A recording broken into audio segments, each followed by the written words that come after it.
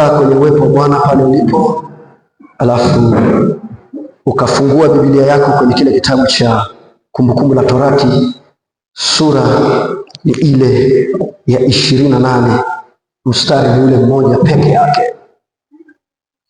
Kumbukumbu la Torati sura ni ile ya 28 mstari ni ule mmoja. Kumbukumbu la Torati sura ya 28 mstari wa kwanza, ukurasa wa 256 kama una Biblia kama yangu, kwenye Agano la Kale. Kwenye Agano la Kale ukurasa wa 256 Biblia inasema, nitasoma mstari wa kwanza. Biblia inasema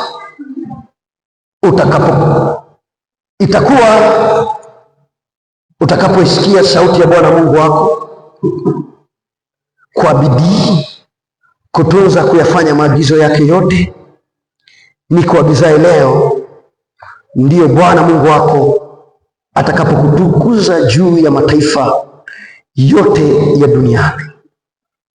Nitarudia, neno la Mungu linasema, itakuwa utakapoisikia sauti ya Bwana Mungu wako kwa bidii kutunza kufanya maagizo yake yote nikuagizayo leo, ndipo Bwana Mungu wako atakapokutukuza juu ya mataifa yote ya duniani. Kichwa cha somo kinasema baraka katika agano la Mungu. Baraka katika agano la Mungu. Baraka katika agano la Mungu. Katika ulimwengu ambao Musa alikuwa anaandika Kumbukumbu la Torati juu ya taifa la Israeli.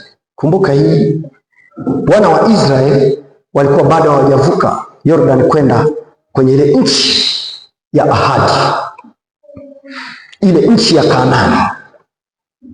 Kabla ya kuvuka, kumbuka pia tunapozungumzia Kumbukumbu la Torati tunazungumzia sheria ya pili. Kwa nini sheria ya pili? Kwa sababu wale wote ambao Mungu aliingia nao agano baada ya kutoka Misri na wakafika jangwani, wale wote walifia jangwani. Sasa hichi ni kizazi kipya ambacho Mungu alimwagiza Musa awape utaratibu wa kwenda kuishi kwenye ile nchi ya ahadi, na ndio tunaita sheria ya pili au maagizo ya kizazi kingine, lakini ni yale yale kuanzia Mwanzo, Kutoka, Walawi, Hesabu, yalichukuliwa hapo, alafu wakakumbushwa kizazi kingine kilichokuwa hakijui. Sasa tunapozungumzia, kumbuka hapa ni Mungu anaingia agano na watu wake au na taifa lake. Sasa maana ya agano ilikuwa ni uhusiano wa kisheria wa kudumu, uhusiano wa kisheria wa kudumu uliowekwa kati ya mfalme mkuu na watu wake katika kipindi au katika dunia ambayo Musa anaandika habari hii juu ya kizazi hichi kipya kilichokuwa akijui. Maana ya agano ni uhusiano wa kisheria ambao ni wa kudumu uliowekwa kati ya mfalme mkuu na watu wake au kati ya pande mbili, ukiwa na masharti na ahadi na matokeo ya utii au kutokutii. Kwa hiyo agano ni makubaliano kutoka upande mmoja kwenda upande wa pili.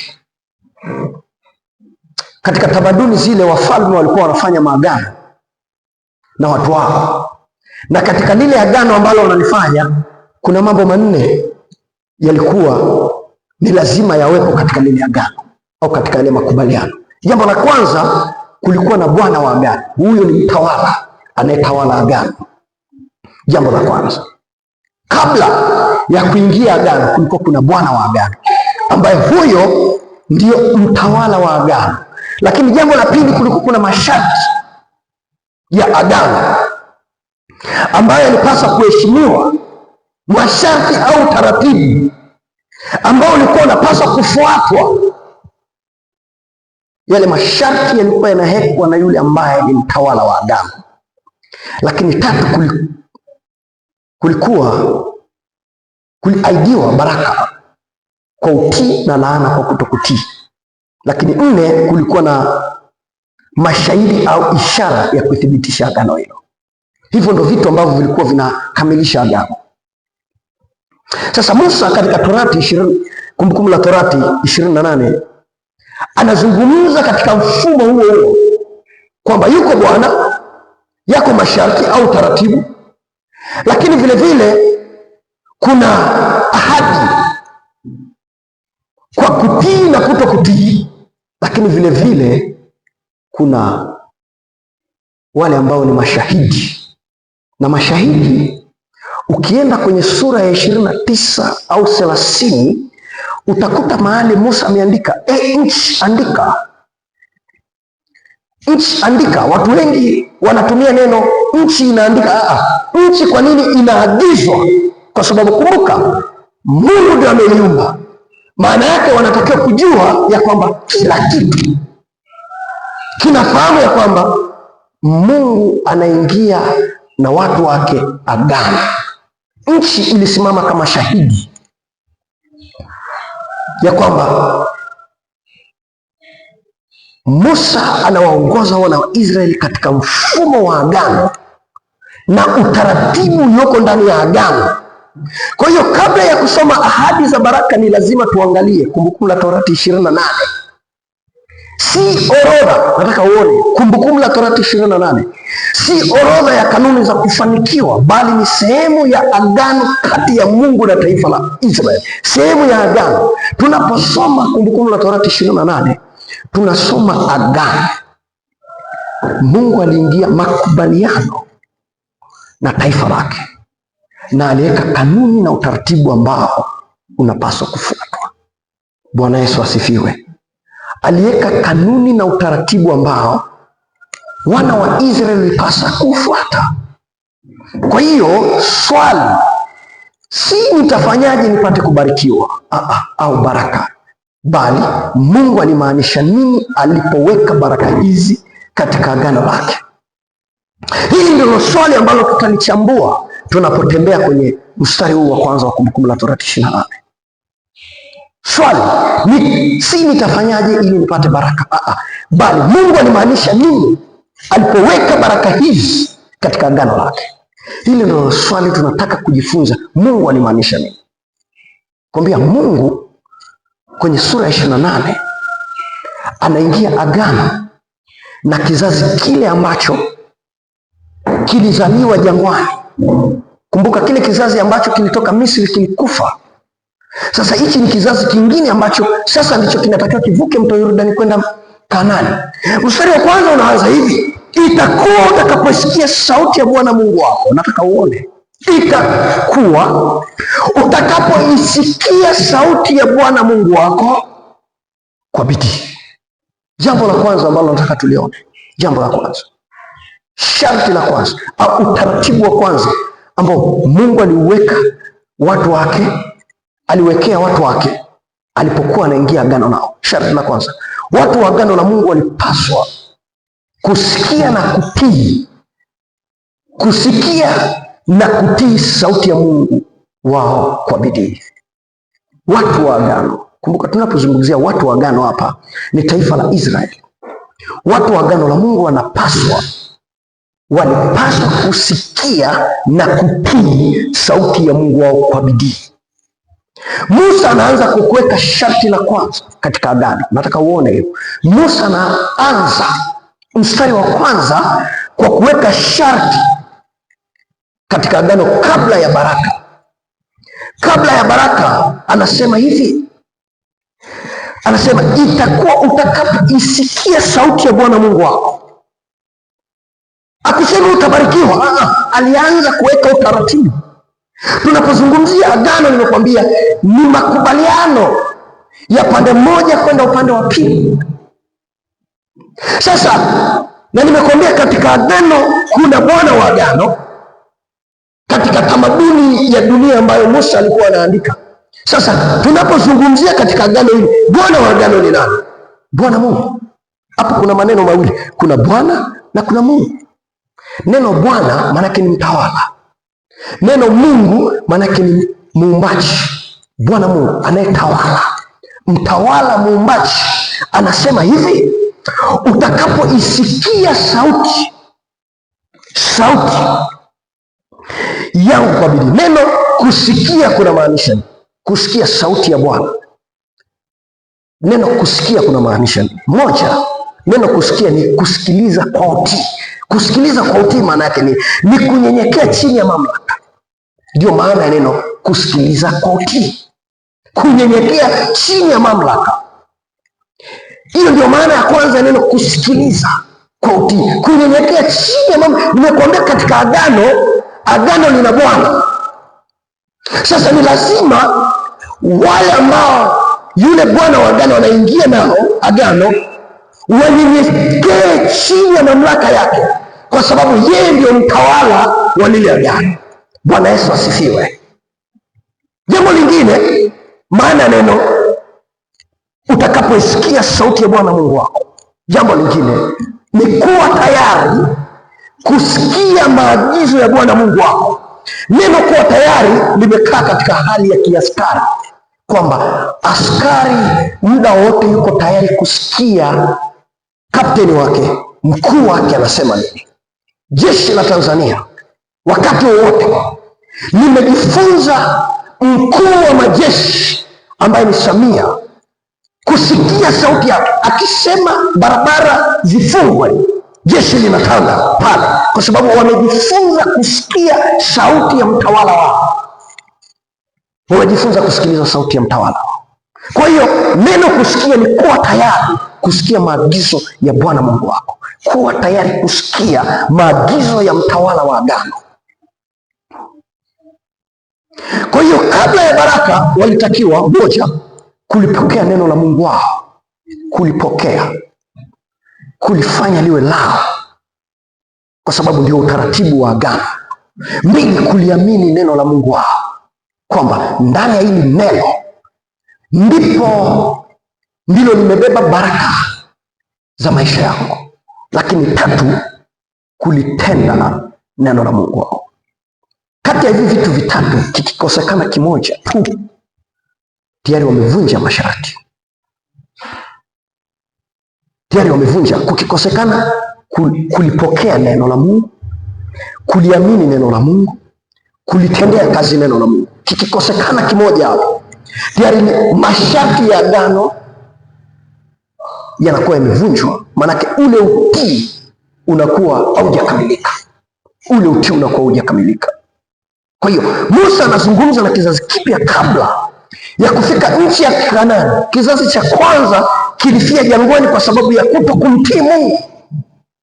Kile kizazi cha kwanza ni wale watu wote waliotoka Misri kuja. Walipotoka Misri na wakaona miujiza yote Mungu alifanya, walipofika jangwani wakawa waasi na walifia pale. Sasa ndio Mungu anawaambia, baba zenu walifia hapa kwa kutokutii, lakini ninyi sasa, ili tuweze kwenda pamoja katika agano langu, jambo la kwanza ni lazima muisikize sauti ya Bwana Mungu. Muisikize sauti yangu, maanake mnyenyekee chini, muwe tayari kulipokea lile neno, muwe tayari kulisikia lile neno ambalo nitalileta kwenu.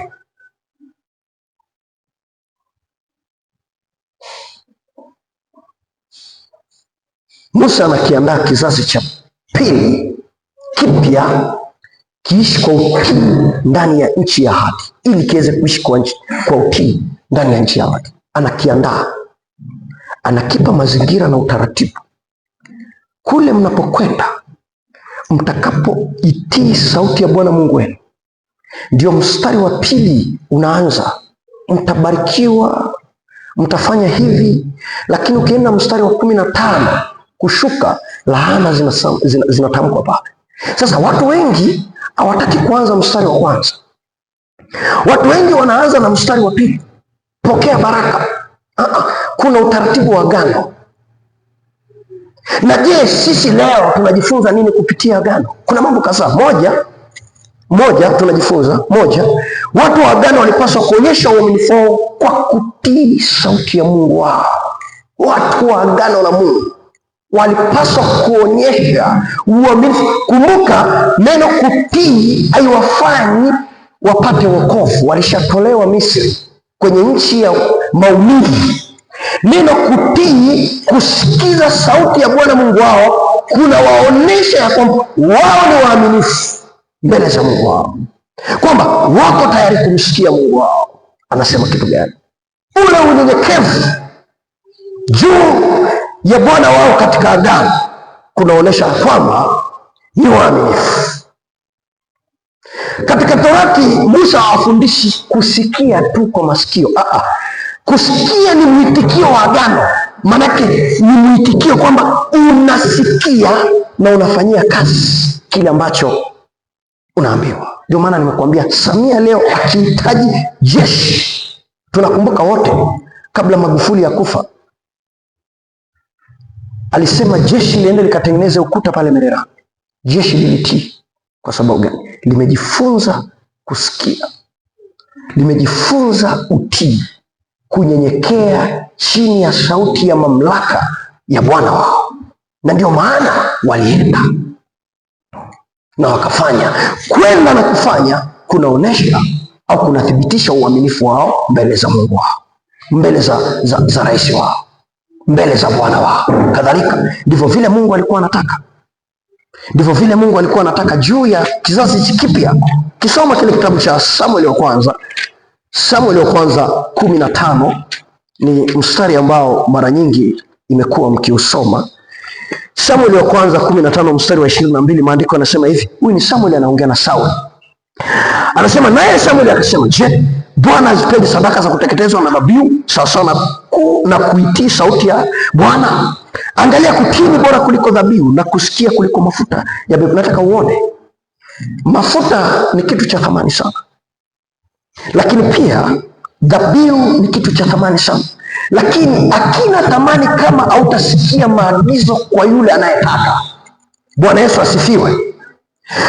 Alichokuwa anamaanisha Samueli kwa Sauli ni kwamba Sauli hakusikiliza sauti ya Mungu inamwelekeza kitu gani.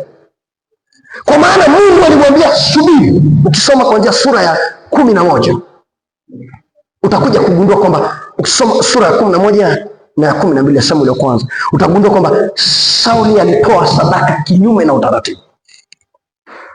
Sasa ndio Sauli anaulizwa, naye Samueli akasema, je, Bwana azipende sadaka za kuteketezwa na dhabihu sawasawa na kuitii sauti ya Bwana? Angalia, kutii ni bora kuliko dhabihu. Maana yake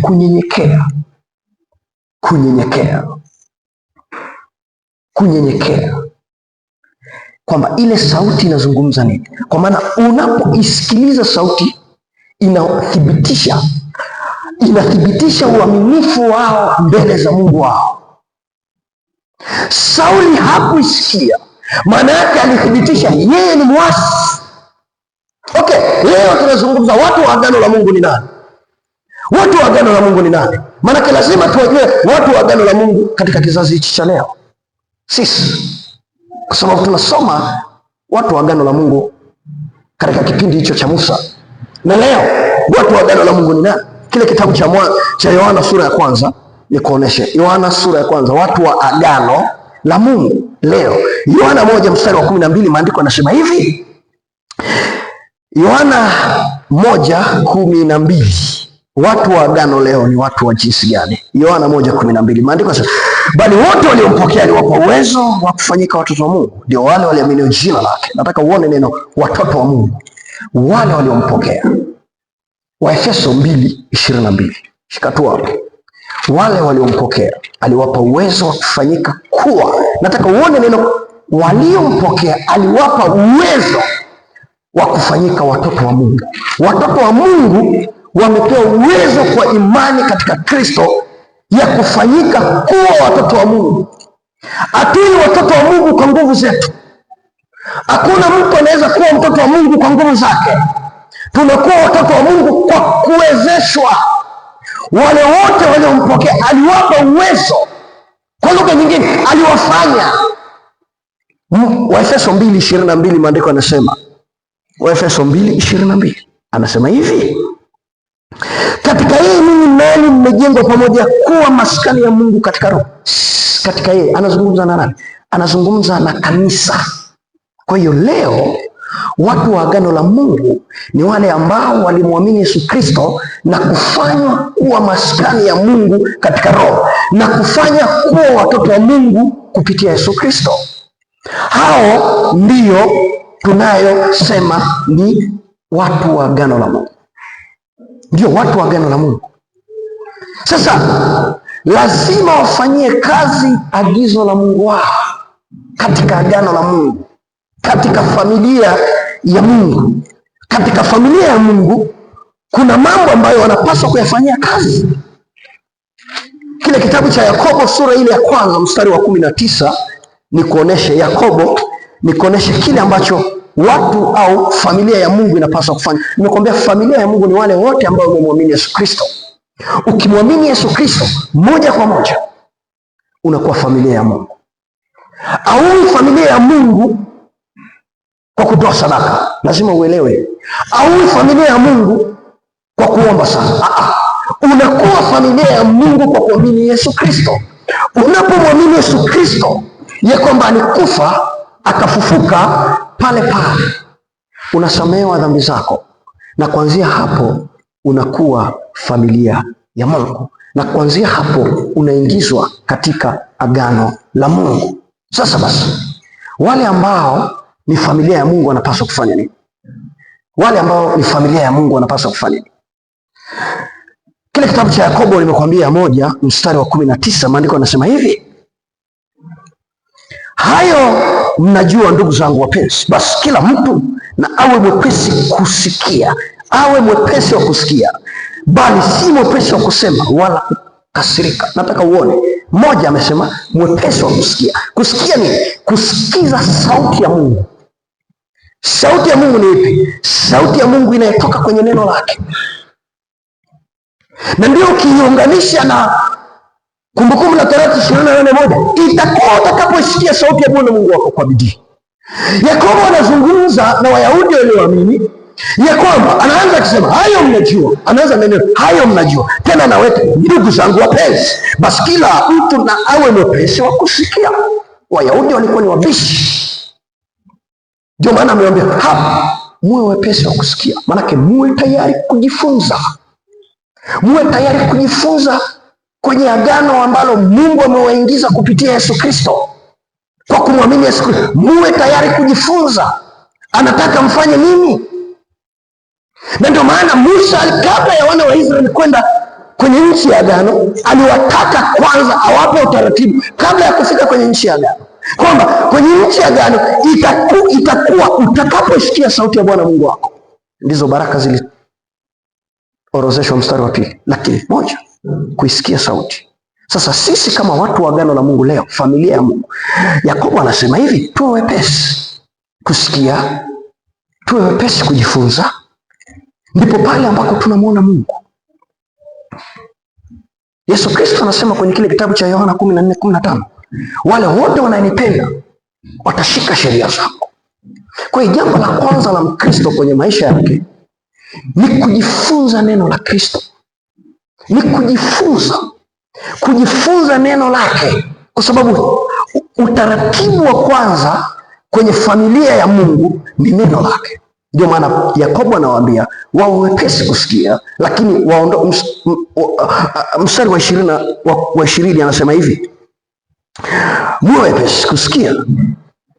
Mstari wa 20 anasema kwa maana hasira ya mwanadamu haitendi haki ya Mungu. Neno haki pale, maana neno haki, mstari wa 22, Yakobo 1:19, mstari wa 22 anasema kwa maana hasira ya mwanadamu haitendi haki ya Mungu. Kwa maana mstari wa 19 amewambia bali si mwepesi wa kusema wala kukasirika.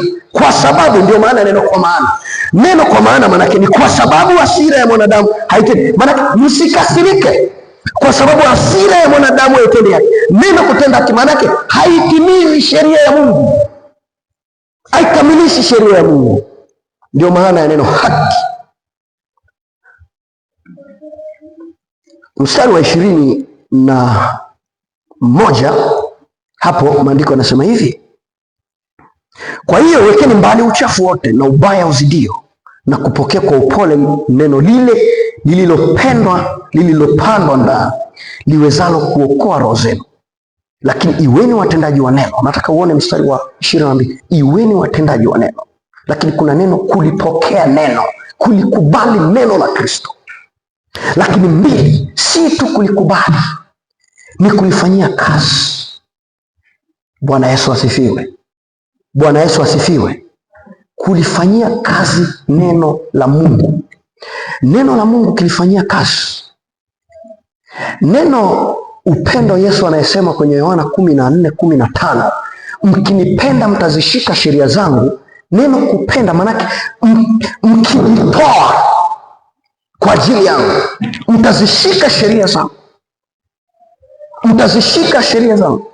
Kwa hiyo hapa tunajifunza upendo wa kweli kwa Kristo unaonekana katika utii, na utii lazima tulisikilize neno la Bwana, tuwe tayari kusikia Kristo anasema nini kwenye maisha yetu. Paulo anawaambia nini Wakolosai? Kolosai 3:10 anasema neno la Kristo nalikae kwa wingi. Kizazi kile kilitakiwa kuwa tayari wakati wowote kusikia neno la Mungu wao kwenye agano. Sisi kadhalika kama familia yake Mungu kupitia Yesu Kristo, maana neno la Bwana limetuambia wale wote walionipokea wamefanyika kuwa watoto, wamepewa uwezo wa kuwa watoto. Sasa sisi ambao tumepewa uwezo wa kuwa watoto kwa kumwamini Yesu Kristo, tunapaswa usiku na mchana, kufa na kupona, kujifunza neno la Kristo. Neno la Kristo ndio lenye ahadi zake. Neno la Kristo ndio limeambatana na baraka zake. Lakini tunajifunza jambo la pili, kushindwa kwa Israeli kutii kulifunua hitaji la Kristo mtiifu mkamilifu. Wana wa Israeli baada ya kushindwa wana wa Israeli, kwa sababu walishindwa mara nyingi walikuwa wanamwasi Mungu, wanaenda kuabudu miungu mingine, wanaenda kufanya mambo mabaya. Mara nyingi walivyokuwa wanaasi, ndipo palifunua hitaji la Kristo mtii mkamilifu. Kristo mtii mkamilifu.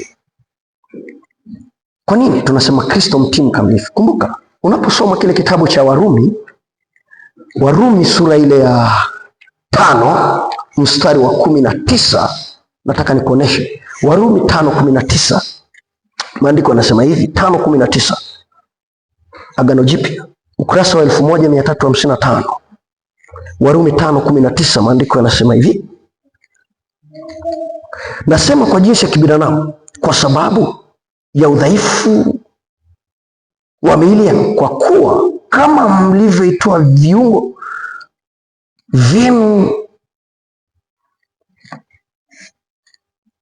vitumiwe na uchafu na uasi mpate kuasi, vivyo hivyo sasa vitoeni viungo vyenu vitumiwe na haki mpate kutakaswa.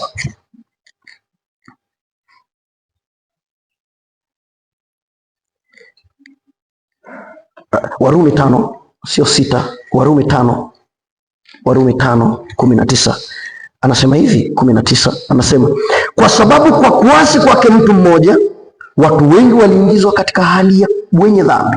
Huyo ni Adamu. Baada ya Adamu kuanguka, sisi sote tukaingia katika dhambi yake. Sasa angalia, anasema hivi kadhalika kwa kutii kwake mmoja watu wengi wameingizwa katika hali ya wenye haki. Kwa kutii kwake mmoja. Nani huyo? Kwa kutii kwake Kristo. Nimekuambia neno kutii ni kunyenyekea chini ya mamlaka ya mtawala, kwamba mtawala anasema nini.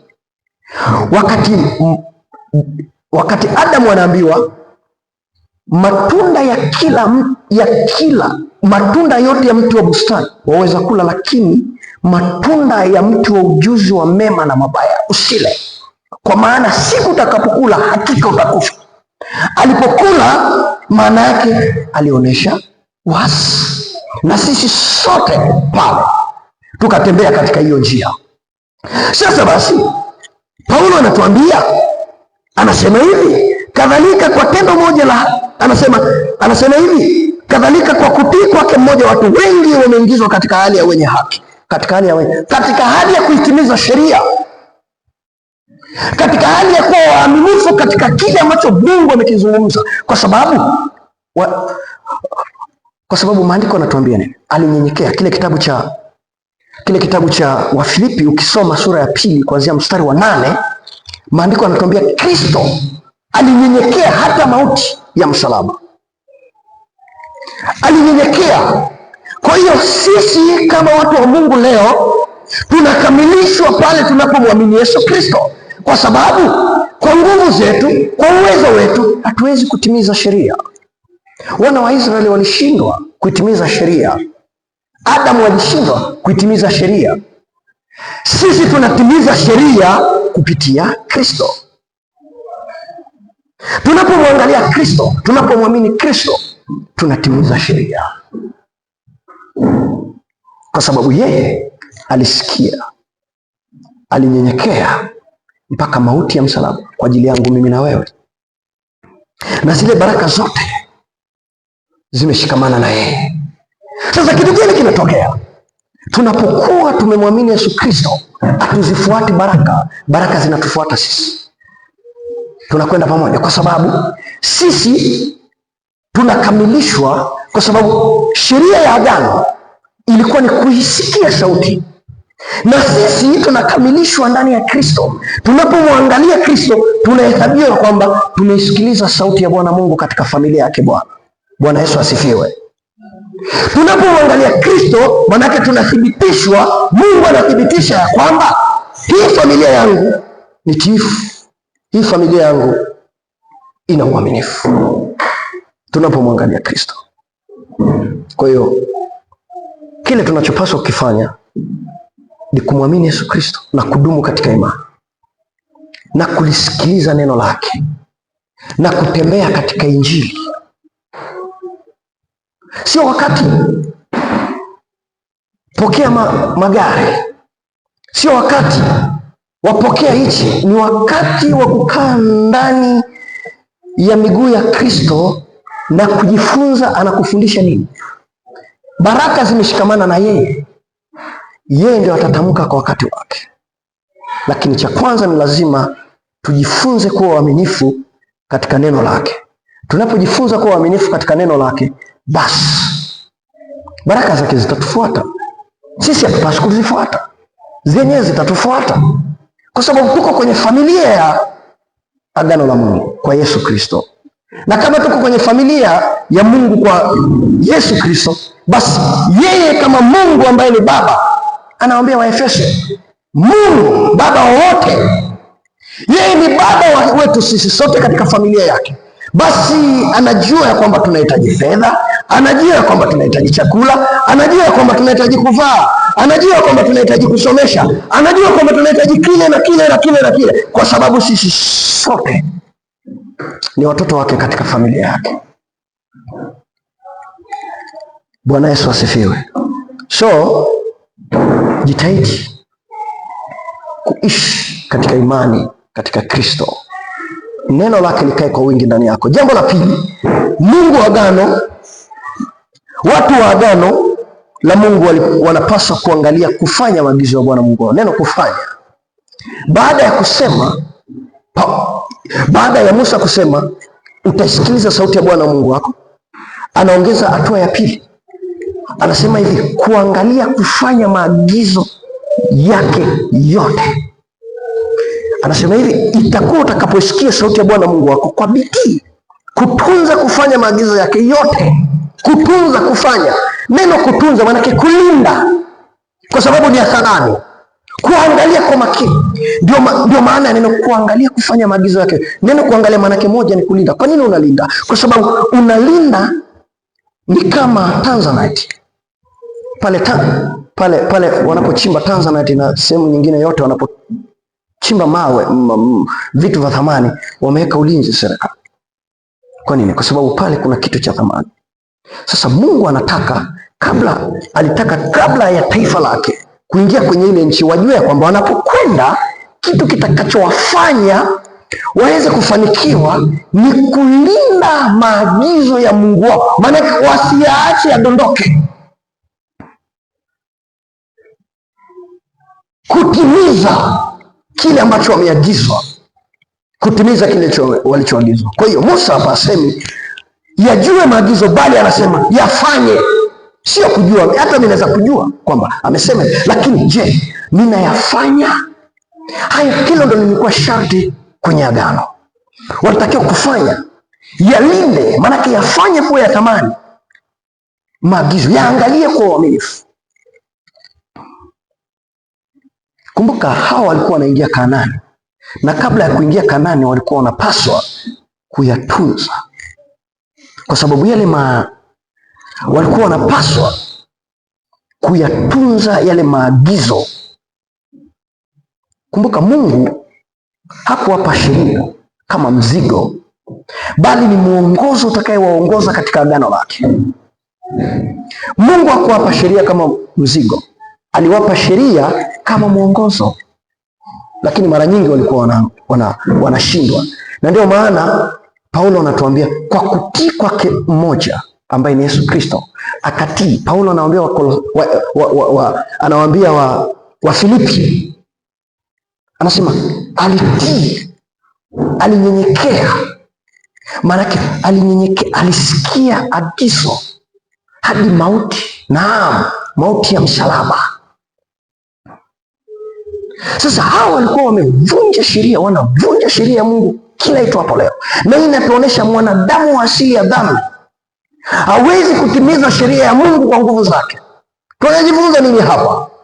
Moja, Mungu anataka utii unaotoka rohoni, sio kwa nje. Utii unaotoka rohoni.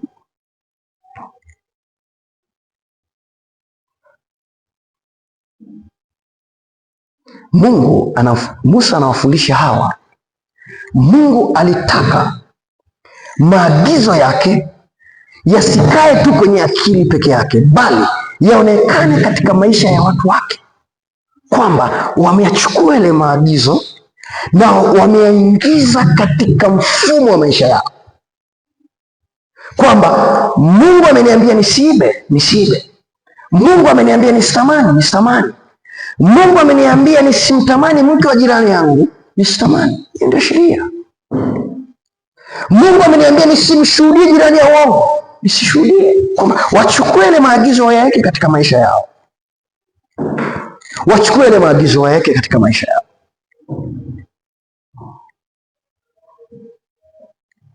Kabla Yoshua hajaongoza wana wa Israeli, Mungu alimwambia utaitafakari sheria yangu usiku na mchana. Yoshua 1:8. Usiku na mchana ndipo utakapofanikiwa. Maanake utachukua ile sheria utaiweka katika maisha yako, ule utaratibu. Ukisoma Mathayo 7:24, Yesu Kristo anasema watu wangu hao niheshimu kwa midomo, lakini ndani yao sipo. Swali la kujiuliza, je, utii wetu unatokana na kujifunza neno la Mungu, au utii wetu unatokana na mafundisho ya dini na taratibu zetu za kawaida? Hilo ni swali la kujiuliza. Nimekwambia watu wa agano la Mungu ni sisi leo.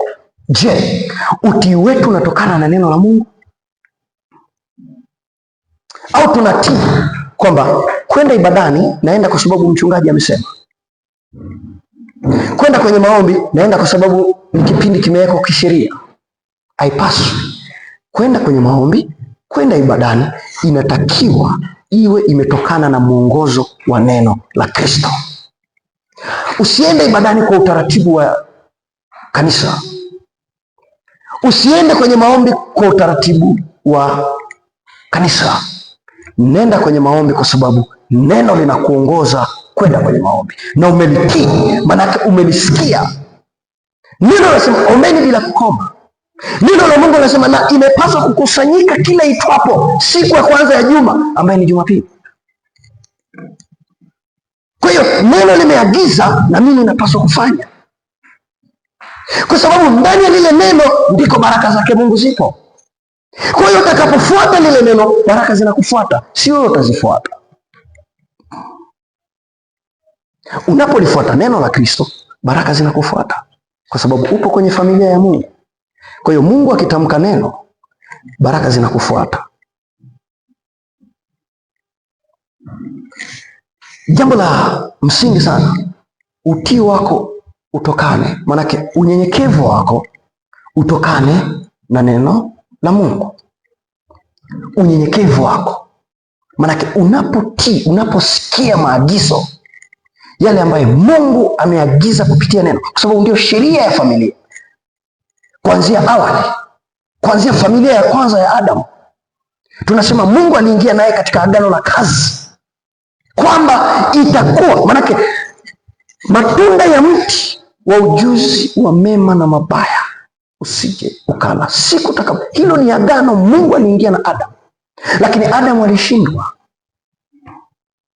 na ndipo Mungu akaja akaingia agano la neema 3:15 Mwanzo, na ndio Yesu Kristo akaja akafa pale msalabani, ili sisi kwa kumwamini Yesu Kristo tuweze kufanyika watu wa familia ya Mungu. Kwa kumwamini Yesu Kristo tuweze kukamilisha sheria ya Mungu. Kwa nguvu zetu hatuwezi, tunahitaji neema ya Kristo. Tunaipataje neema ya Kristo? Kwa kumwamini Yesu Kristo. Tunapomwamini Yesu Kristo, neema yake inakaa kwetu. Neema yake inapokaa kwetu, neema yake ni uweza wake.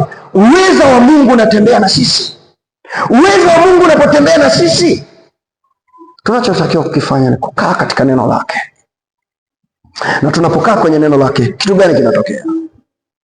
Mafanikio yatatufuata. Hatutakimbizana na mafanikio. Unajua kwa nini leo watu wanakimbia kule, wakisikia kule, wakisikia kule? Kwa sababu hawajajua siri iko wapi. Siri haiko kwa watumishi, siri haipo kwa manabii, siri ipo kukaa katika Kristo. Musa hakuwaambia nifuateni mimi, aliwaambia itakuwa utakapoisikia sauti ya Bwana Mungu wako kwa bidii na kutunza kufanya sawasawa maneno yake yote. Hakuwaambia mnifuate, aliwaambia itakuwa. Kumbuka hilo ni agano la Mungu na watu wake. Mungu ambaye ni mtawala na watu wake ni wafuasi wake. Kristo ambaye ni mtawala ni Bwana, na Wakristo, mwili wa Kristo ambao ni wafuasi wa Kristo waliomwamini, wanapaswa kulisikia neno lake na kukaa ndani yake. Kwa hiyo utii wetu unapaswa kutoka ndani ya neno. Jambo la tatu tunalojifunza hapa, jambo la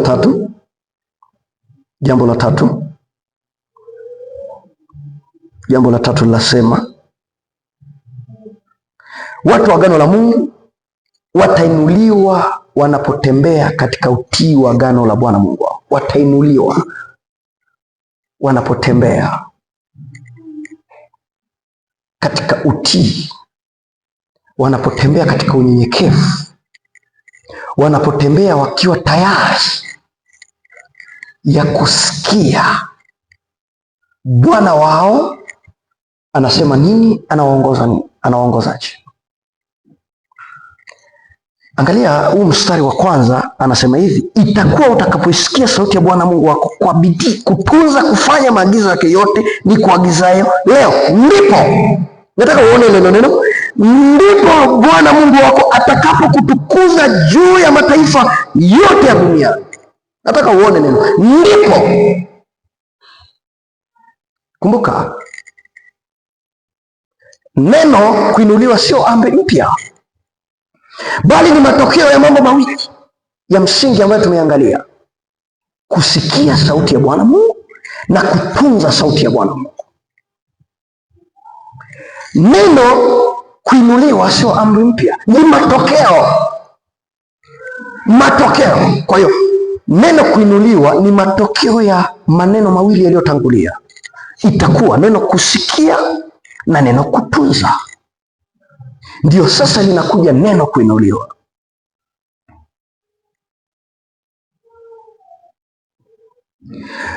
Hapa tunaona Musa anawaambia Bwana Mungu wako atakuweka juu ya mataifa. Maana yake ni kuinuliwa katika nafasi ya juu, kusimamishwa katika kiwango cha juu. Hapa si mwanadamu anatenda, kumbuka hiyo. Ndio maana nimekuambia sisi kama Wakristo tunapomwangalia Kristo, Kristo hajatoka chini, Kristo ametoka juu. Imani yetu sio ya duniani, imani yetu ni ya juu. Kwa hiyo basi tunapomwangalia Kristo na sisi tunakuwa wa juu. Tumaini letu si la hapa duniani. Tumaini letu ni la mbinguni, kwa sababu ndipo Kristo anakuishi. Sasa sikia, anasema hivi, kusimamishwa katika kiwango cha juu. Hapa si mwanadamu anatenda, bali Mungu ndio anatenda. Hapa kuna kitu ambacho cha msingi nataka ukione. Musa akufundisha kwamba kila mtu atakuwa tajiri binafsi. Alikuwa anataka taifa hili lifahamu ya kwamba Mungu atawaheshimisha. Alitaka wajue kwamba taifa, kumbuka alikuwa anaingia agano na Mungu na taifa, na alikuwa anataka taifa hili lijue ya kwamba Mungu atawaheshimisha, si kwamba mtu binafsi atabarikiwa. Taifa lake Mungu litaheshimishwa. Na hata leo ukiangalia taifa la Israeli, angalia hata kila nchi inayetaka kugusa tumboni ya lile taifa, mataifa makubwa yanasimama kwa sababu ya ahadi ambazo Mungu alikuwa ameweka. Tunajifunza nini hapa? Tunajifunza Mungu ndio chanzo cha kuinuliwa kwa watu wake. Mungu ndio chanzo. Kuinuliwa katika Biblia si mwisho wenyewe. Mungu anawainua watu wake ili utukufu wake ujulikane katika watu wa mataifa. Mungu alikuwa anataka wafuate maagizo yake, wayatii na kuyahifadhi, na watakapoinuliwa, maana yake ni kwamba watakapoheshimishwa, mataifa mengine wataona na watajifunza kupitia wao ya kwamba Mungu wao anafanya. Kwa hiyo watu wengi wanaishia tu kuinuliwa, hawataki kujua wanainuliwa kwa sababu gani. Ni jambo la maana kujifunza, unahitaji kuinuliwa kutoka hatua moja kwenda nyingine kwa sababu gani. Tulipokuwa tunaangalia Waefeso sura ile ya 4, mwenendo wa Mkristo, umoja wa kanisa, lakini pia misingi ya umoja, nilikwambia walikuwa na majivuno, walikuwa wanasuguana, matajiri, mataifa na Wayahudi walikuwa wanasuguana, lakini Mungu alituma ule ujumbe wawe na umoja, kwa sababu wanapoinuliwa kama familia, maana yake wanasaidiana. Ndio maana ya viungo. Na sisi kadhalika tunapoinuliwa, kwa sababu tunapomwangalia Yesu Kristo, Kristo atatubariki, Kristo atatuheshimisha, Kristo atatuongoza. Kristo anapotuongoza, maana yake ni kwamba na watu wengine wapate kujifunza kupitia sisi. Si wakati wa kujisugua ndani ya kanisa, si wakati wa mimi nimebarikiwa sana. Ni wakati wa kujua kwamba Mungu ameniheshimisha kwa utukufu wake, anahitaji ile heshima yangu imtukuze yeye. Kadhalika Mungu akikuinua, kwa sababu ni yeye atakuinua, anahitaji ujue ya kwamba umtukuze kupitia kuinuliwa kwake. Haijalishi ni kuinuliwa kimaendeleo, haijalishi ni kuinuliwa kifamilia, haijalishi. Mungu atatuinua sisi sote hapa, lakini anataka tunapoinuliwa tuinuliwe katika hali ya kumtukuza yeye. Lakini jambo la pili, utukufu wa kweli wa watu wa Mungu unatimizwa katika Kristo. Utukufu wa kweli wa watu wa Mungu unatimizwa katika Kristo. Israeli au taifa hili ambalo Mungu aliwapa utaratibu, hawakudumu katika uaminifu wao. Hawakudumu katika uaminifu wao, katika kutunza sheria, katika kutii sauti ya Mungu. Walikuwa ni watu ambao wanamwasi Mungu kila itwapo leo. Kila siku walikuwa wanaasi. Sasa basi, lakini Kristo ndio ametimiza kusudi la Mungu. Kristo. Kile kitabu cha Danieli sura ile ya 7, Danieli alipewa maono kuhusu habari ya ujio wa Yesu Kristo miaka mingi iliyokuwa imepita, wakati Daniel akiwa Babeli. Daniel alikuwa yuko katika mateso katika nchi ambayo ni ya uhamisho. Daniel 7 mstari kuanzia wa 13, maandiko yanasema hivi: nikaona katika njozi za usiku, na tazama, mmoja aliye mfano wa wanadamu akaja pamoja na mawingu ya mbingu, akamkaribia huyo mzee wa siku, wakamleta karibu naye. Na nataka uone, anasema nikaona katika njozi za usiku, tazama, mmoja aliye mfano wa mwanadamu akaja pamoja na mawingu ya mbingu. Huyo ni Kristo. Kile kitabu cha Wafilipi nilichokuwa nakwambia, sura ya 2 kuanzia mstari wa 9.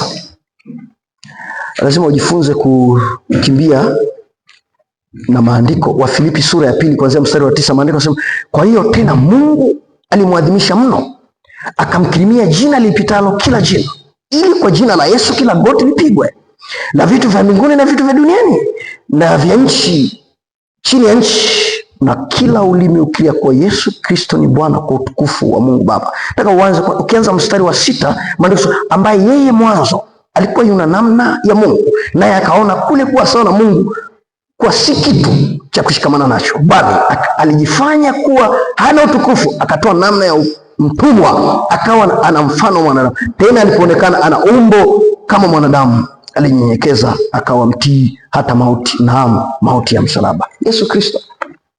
Kwa hiyo utukufu wa kweli wa watu wa Mungu unatimizwa katika Kristo. Tunapomwangalia Kristo, tunatimiza sheria ya Mungu. Tunapomwangalia Kristo, ndio Yesu Kristo asema, ukinipenda utazishika amri zangu. Tunapomwangalia Kristo, sheria za Mungu zinatimizwa ndani yetu. Wana wa Israeli walikuwa wanaanguka kila itwapo leo, ndio maana walikuwa wanakumbushwa kila siku. Hata sisi kwa nguvu zetu hatuwezi, ndio maana tunapaswa kumwangalia Kristo. Na tunapomwangalia Kristo, kitu gani kinatokea? Tunatimizwa katika zile sheria na tunaonekana kuwa waaminifu. Na tunapomwangalia Kristo, tunakaa ndani ya neno lake, tunajifunza kila itwapo leo. Tunajifunza mpaka tunafikia ule utimilifu wa Kristo. Kwa hiyo utukufu wa kweli wa watu wa Mungu unatimizwa katika Kristo. Na tunapotimiza sheria zake Mungu kupitia Yesu Kristo, baraka za Mungu zinaambatana na sisi. Mafanikio ya Mungu yanaambatana na sisi, kwa sababu tunanyenyekea na kujifunza katika kimo cha Kristo, kwa sababu Kristo ndiyo Bwana na kanisa ndilo mwili wake. Kristo ndio kichwa na kanisa ndio mwili wake. Na ili tufike hapo, manake tunapaswa kujifunza. Jambo la mwisho, heshima ya Kristo leo sio duniani kwanza, ni nafasi yake kwanza. Kwa hiyo sio dunia ya kwanza, ni nafasi ya Kristo. Tunapompa Kristo nafasi kwenye maisha yetu, ndipo tunapopata heshima. Kwa hiyo heshima ya Mkristo leo sio dunia. Siangalia vitu vya dunia hizi, hivyo havituheshimishi. Tutavishika, tutavitawala, alafu mwisho wa siku tutaviacha. Heshima ya Mkristo leo sio dunia kwanza, ni nafasi yake kwanza. Nafasi yako ndio kitu cha msingi. Nafasi yako ndio kitu cha msingi. Kwamba je, katika familia ya Mungu wewe una nafasi? Na katika familia ya Mungu umeipata nafasi kwa kumwamini Yesu Kristo? Unapomwamini Yesu Kristo, na Yesu Kristo anakuweka kuwa katika nafasi katika familia ya Mungu, katika agano lile la Mungu. Kwa hiyo nafasi ya Mkristo sio dunia. Dunia sio heshima yetu. Sisi heshima yetu ni mbingu. Heshima ya maisha yetu ni mbingu. Tunapomwangalia Kristo ndiko kuheshimiwa kwetu. Hawa heshima yao ilikuwa inatokana na kutimiza, kufuata yale maagizo aliyokuwa anaambiwa. Na sisi kadhalika, tunapomwamini Yesu Kristo, tunapokaa kwenye yale maagizo ya Kristo, ndiko tunapoheshimika, kwa sababu heshima yetu sio hii ya duniani. bali ni ile ya mbinguni. Nimekufundisha mambo matatu. Watu wa agano la Mungu walipaswa kusikia na kutii sauti ya Bwana Mungu wao, lakini watu wa agano la Mungu walipaswa kutunza na kufanya maagizo ya Bwana Mungu wao. Lakini jambo la tatu, watu wa agano la Mungu waliinuliwa walipotembelea katika utii wa agano la Mungu. Kwa hiyo katika Torati 28:1 ni msingi wa baraka zote zinazofuata kabla ya Mungu kutamka ahadi zake. Nataka uone ni msingi. Kwa hiyo na sisi katika maisha yetu, msingi wa maisha yetu kwanza ni Yesu Kristo. Hizo baraka zote unazosoma kuanzia mstari wa 2 zimeshikamana na Kristo. Yesu Kristo, ukisoma kwenye Wagalatia anasema alianikwa msalabani kwa sababu ya laana. Laana kuanzia mstari wa 15 zote ziligogomelewa pale msalabani. Kwa hiyo sisi tunapomwangalia Kristo, laana zote zinakuwa zimefutwa. Tunatembea katika baraka zake Bwana kwa kumwamini Yesu Kristo. So ni wito ya kwamba kila Mkristo, kila mwili wa Kristo, kila mfuasi wa Kristo jitahidi kusimama katika neno la Kristo. Simama kwenye neno la Kristo, utamuona Mungu kwenye maisha yako. Utamuona Mungu kwenye maisha kwa sababu yeye atakuwa baba kwako, kwa sababu wewe ni mtoto kwenye familia yake. Simama kwa miguu yako. Mungu mwenye nguvu, katika jina la Yesu Kristo, ninakushukuru kwa ajili ya neno lako ambalo umetufundisha asubuhi ya leo na mchana huu. Tumejifunza misingi ambayo ulikuwa umeweka juu ya watoto wako kabla ya wao kwenda kuingia katika ile nchi ya ahadi. Uliwaambia kwamba itakuwa watakapoisikia sauti yako kwa bidii, kutunza na kufanya, ndipo utawainua juu ya mataifa yote, maanake utawaheshimisha. Tumelisikia neno lako, tunakushukuru Bwana. Tazama, tumeingia kugawanya mwaka. Tunaomba neno hili likawe ni neno ambalo lipo kwenye familia yetu, likawe ni neno ambalo linatembea kwenye familia zetu, likawe ni neno ambalo linatuongoza miezi 6 hii iliyobaki, katika jina la Yesu Kristo. Watu wako hawa kwa kulisikia neno hili, kuna kitu wamekiongeza kwenye maisha yao ya kiroho. Basi Bwana, baraka zote ulizozitamka kuanzia mstari wa 2 baada ya kuweka ule msingi, basi watumishi wako wanapofanya biashara, watumishi wako wanapofuga, watumishi wako wanapolima kwenye familia zao, kama familia yako hii, Jehova, usiwaache watoto wao, ukawabariki mashuleni, ukawaonekanie kutoka na kuingia, na mwisho utukufu na heshima zikapate kukurudia wewe, katika jina la Mungu Baba, Mwana, Roho Mtakatifu, amen. Mungu awabariki na kuwatunza, na neno lake likazidi kuwa la baraka katikati ya maisha yetu, amen.